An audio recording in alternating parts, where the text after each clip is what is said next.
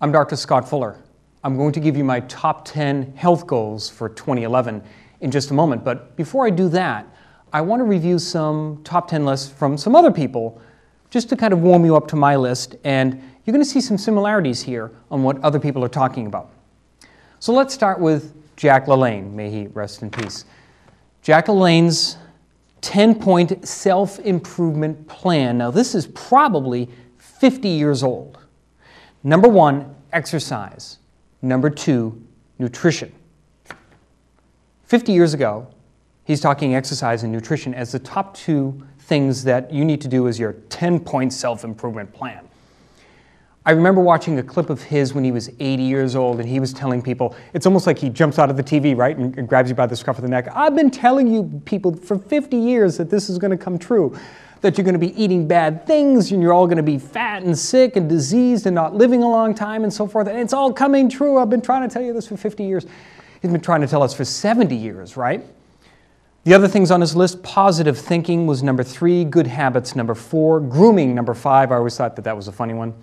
Smile, posture. By the way, he's a chiropractor. He went to chiropractic college. Help others, relaxation, and faith.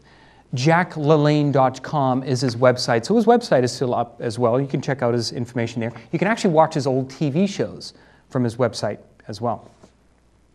Dr. Dale McGee, MD, president of the Massachusetts Medical Society, at least back in 2008, they put on their website 10 steps toward our common health. Now, this is an important list because he introduces it as follows. Patients themselves, as consumers of healthcare, can have a tremendous effect on the cost of healthcare while actually improving their individual health. Acting responsibly to keep yourself healthy is not only good for you and your family, it's beneficial for all of us, which means it keeps costs down. And I've done other shows on this. If we all do good things, it keeps the cost of healthcare down. We just consume less because we're sick less. Number 1 in his list, exercise. Number 2, improve your diet. Same too as Jack LaLanne 50 years prior. Number 3, get tested and screened. Is that ultimately prevention? No, but Dr. McGee was careful to point that out for us here. He stated, early detection. Early detection has led to great strides in cure rates and improvements in health. Keep in mind that early detection is not prevention. Early detection is you're already sick, but you just caught it early. So prevention is you never get sick, and that is the exercise stuff and the nutrition stuff. And if you smoke, stop, which is number 4 on his list. Number 8, don't rush to antibiotics. Most runny noses, coughs, and sore throats are not helped by antibiotics because they're viral infections, not bacterial. Doctors often say that patients insist on getting a prescription for an antibiotic and have difficulty turning the patients down.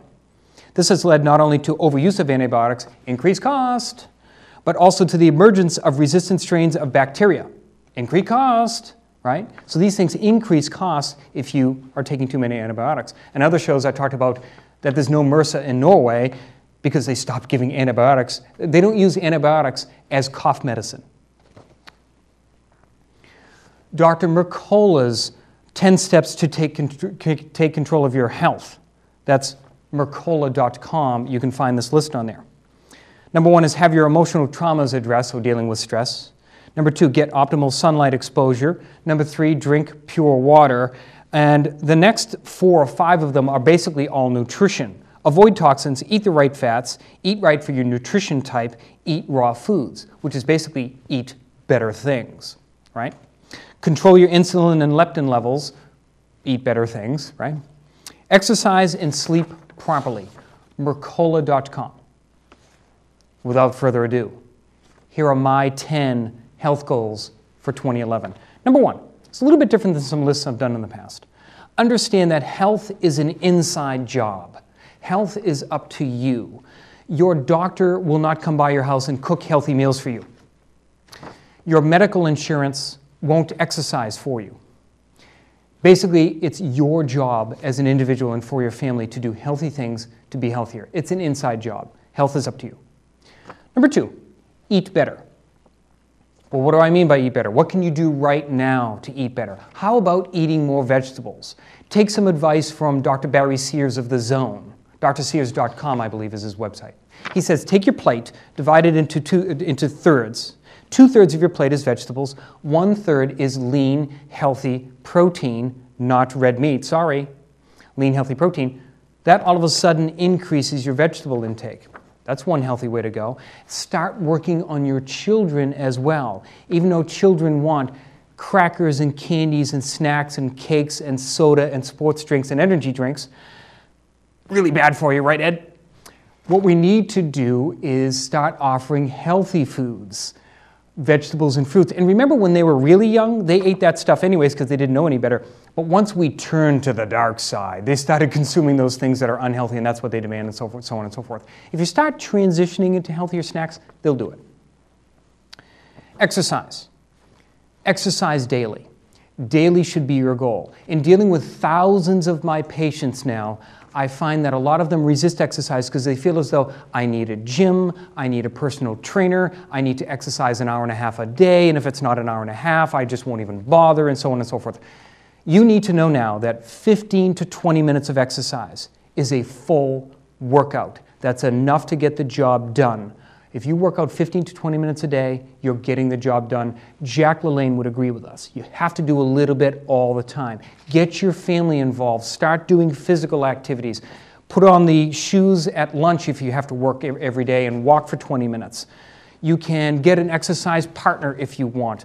You could hire a personal trainer to come to your house and invite your friends over and do a little class at someone's house. You can get a gym and a personal trainer if you want. You can supplement home workouts with workouts at a gym, for instance. You can get home DVDs. You can watch cable television shows and get exercise classes on there as well. There are so many ways that you can get exercise now. There's no excuse. You can get exercise equipment for home. You can lift dumbbells with me. I have a dumbbell DVD workout for home as well. Call my office.